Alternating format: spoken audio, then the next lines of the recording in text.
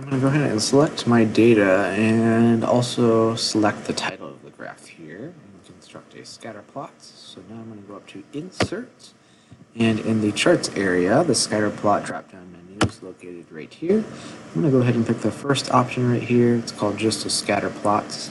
You'll see there. And hit enter on there. So because I selected the title at the top of my data there, the title is already auto-populated into the title area of the graph. And you can see the scatter plots with all the various points on the graph. I'm going to change it so it looks a little bit easier to read.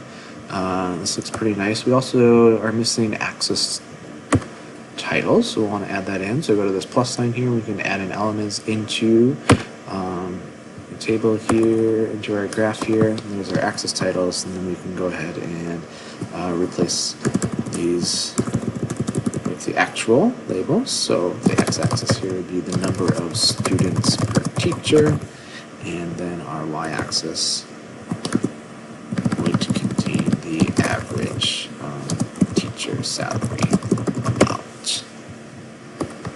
Other than that, this is a pretty complete graph. Of course, you can mess around with different options. You can change colors, etc. So if you want orange dots instead of blue dots, etc.